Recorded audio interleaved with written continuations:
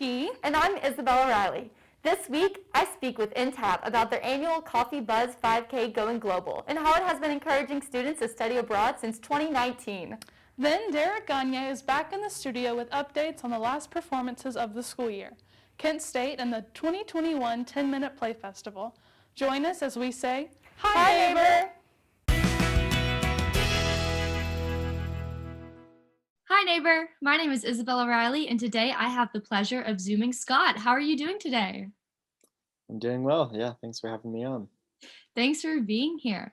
So could you talk a little bit about yourself and your role in InTapp? Yes, so I'm Scott Spickard. I am a senior at App State, graduating in May.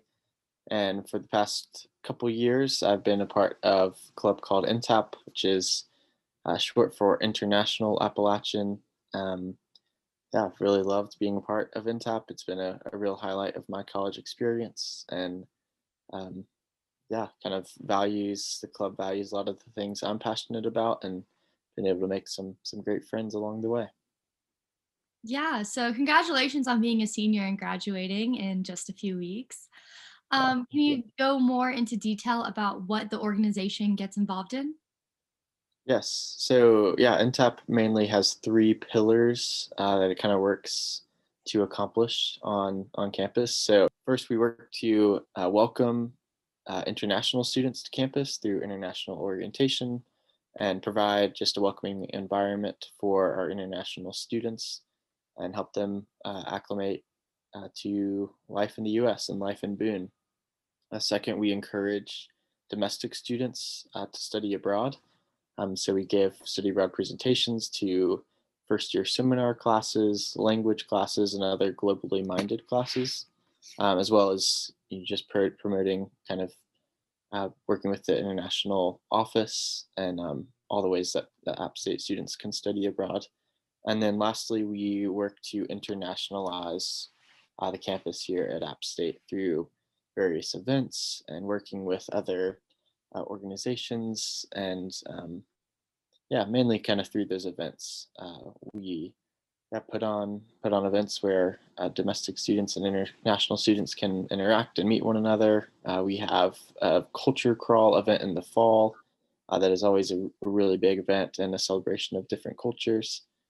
So yeah, kind of through those three things and working closely with the Office of International Education and Development, that's what we do and how we operate here at App. Awesome. So I know that you guys usually have an annual coffee 5K. So can you talk a little bit about how the pandemic has affected that for this year? Yes, yeah. So every spring we host our annual Coffee Buzz 5K event.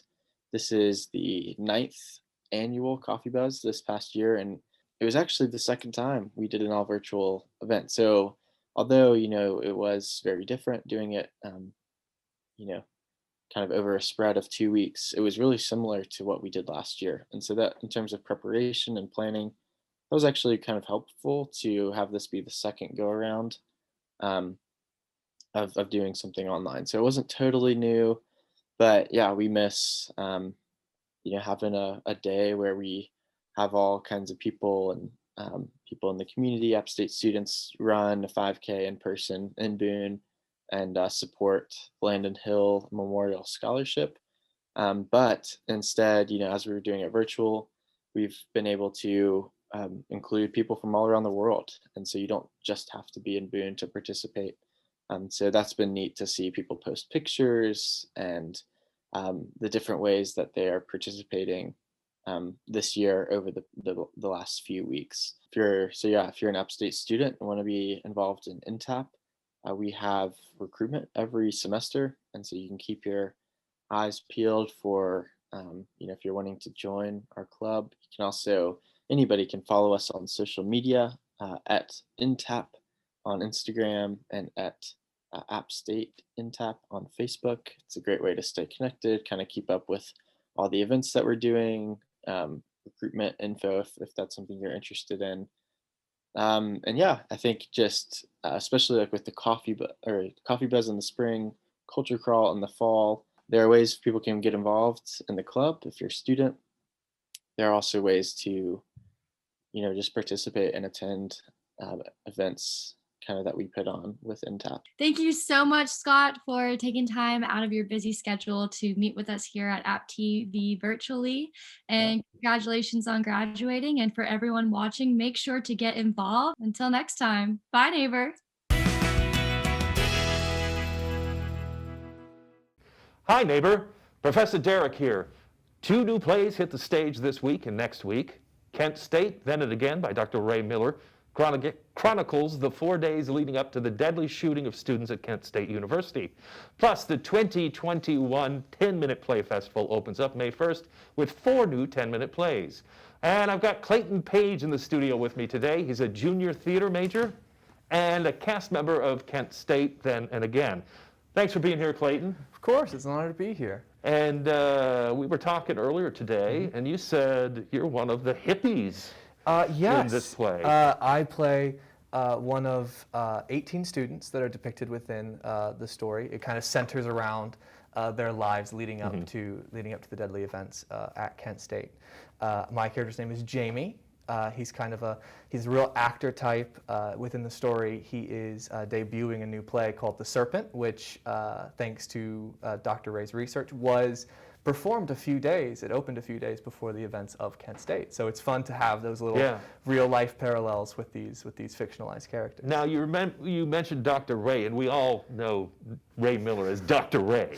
Yes. Experience this. So what is it like working with someone who has written a play about an event which he actually experienced? It's really fascinating because you get to have a lot of insight into the events, because while none of the characters are directly based off of any specific individuals, they do come a lot from his experiences in and around that time. Yeah. And it's genuinely fascinating to see his interpretations and his memories of these events that not a lot of people really get to think about, because it's not something that's very frequently covered in schools and things. And I think it really lends itself to that story and to the message that he's trying to get across. It's really something special, I think. And what kind of research is the cast? And I'm sure that we've got dramaturgs, oh my researchers. Gosh, those poor dramaturgs.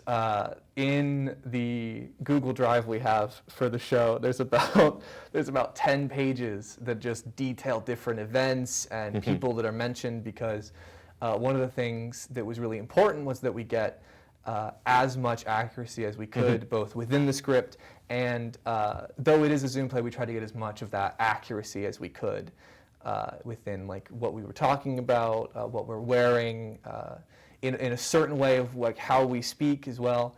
So there's a lot in there about like the Beatles at the time. There's a lot about like different activists and activities that were done by counter-protesters and anti-war protesters at the time.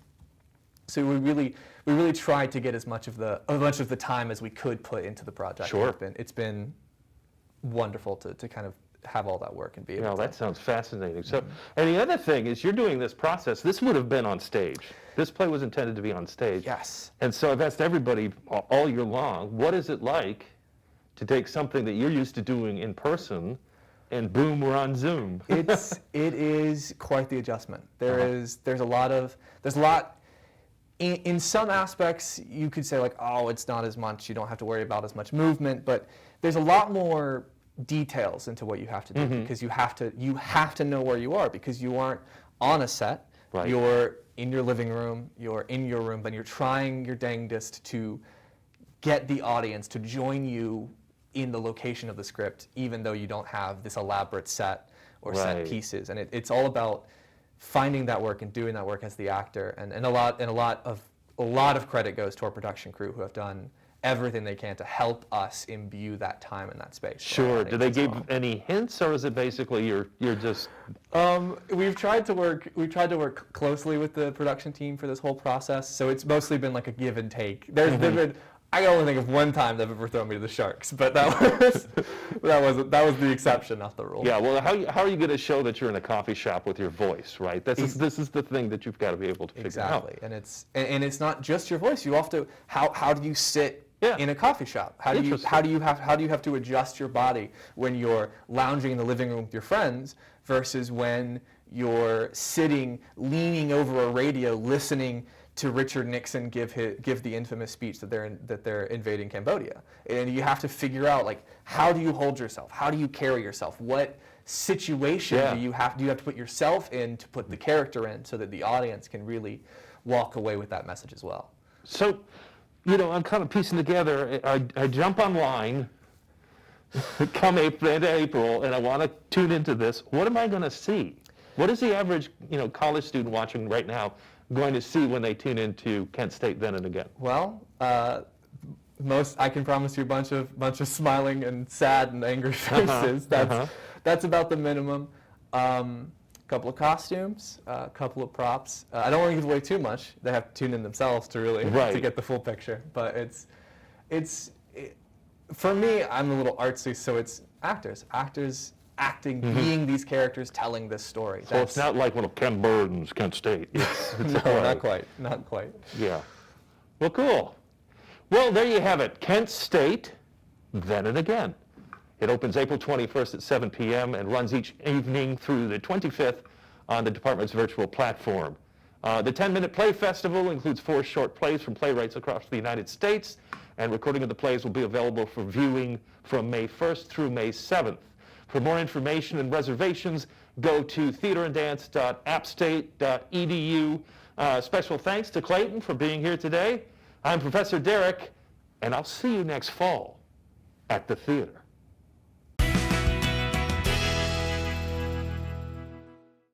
Hello, I'm here with Professor Derek just to discuss what's been going on in the theater department the past year with dealing with COVID and what's in the future for the department itself.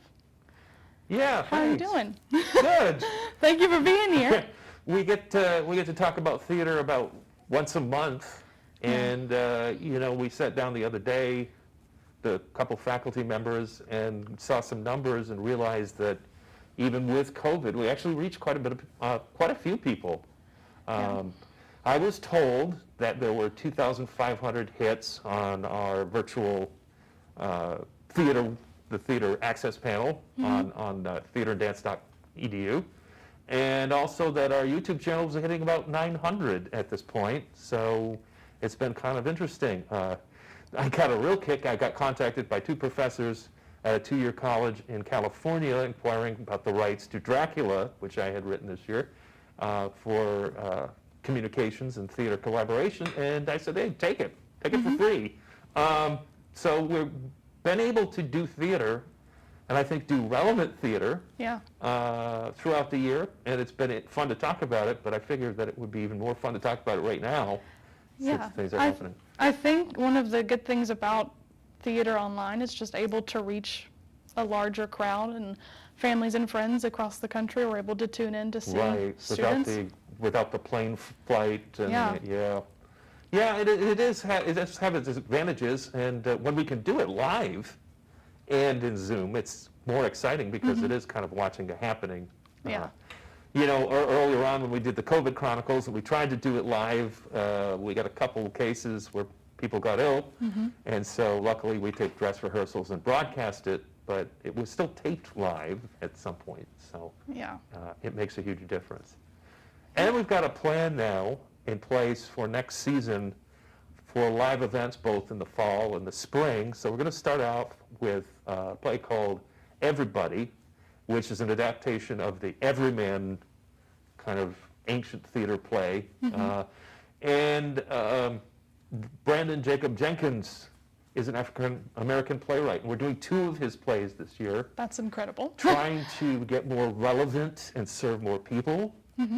And make more contacts. So Everybody is first, and then it's followed by Bright Star, the musical, with written by Steve Martin and music by Edie Brickell. So we're very excited about that. And the other thing is it will feature a brand new orchestra pit. Oh, that's right. Yes. So on top of all that, it'll be a new look for the Valborg Theater to kind of tee things off. And then in spring, we're doing a production of a Molière play called The Bourgeois Gentilhomme, which translates to The Would-Be Gentleman. And he's a country bumpkin who he's rich and he wants to appear smart as well and relevant. Hijinks ensue. And there's an awful lot of dance involved in it. There's dance episodes in between, and it's called a comedy ballet. So it's going to be a way to bring theater and dance together. Of course, they'll have their fall dance concert as well, and their spring dance concert. And then we finished with another Brandon Jacob Jenkins play called Appropriate, which is when it's about a family who discovers that they're prejudiced and how they deal with it and how different members of the family deal with it. So it's a really important play. Yeah. So I know you're directing next year, one of the shows. Yeah. What do you think that you've learned from just directing during COVID and teaching acting during COVID that you're going to take on to do in the future with live theater? You know, I don't know that my approach changed all that much, but I got much better at explaining things. My teaching has changed a great deal, so I can equate that, bring that into the directing. But the main thing is, I will never take theater for granted, because all of a sudden, you know, we didn't have it. Yeah. And as an art form, you know, people could still sculpt, they could still paint, couldn't really sing, Yeah. couldn't really dance, couldn't really act, you know, unless it was on TV. So, yeah, I think I'm going to take some really big risks and have some fun and have a little more student input this time around and see where that takes us. Because I always enjoy having students create and contribute. But this time I think I'm going to just say, let's go. Let's see what happens. Because it's a play written in the 1660s. Who knows what we can do with it, right? We can have it, and it's very relevant. People still try to be something they're not, or try to appear differently than they are. So I think that's relevant too. Yeah, I'm excited. It seems like all these plays have an end. I mean, you know, the first play is dealing with what you bring when you die, that you bring to, you know, or how you face it. And then, you know, Bright Star, of course, is so much fun. And so, yeah. Yeah. Awesome. I am looking forward to next season and coming up and visiting theaters, progressing and moving and changing, all thanks to COVID, and things are looking up. Thank you so much for joining me, Derek. Thank you. I look forward to theater in the fall. That's all for this week's episode. Make sure to mark your calendars for Kent State and the 2021 10-Minute Play Festival. Be sure to follow us on Facebook, Instagram, and YouTube at App TV for more student-made content. See you next Tuesday at 10 a.m. Until then, bye, neighbor.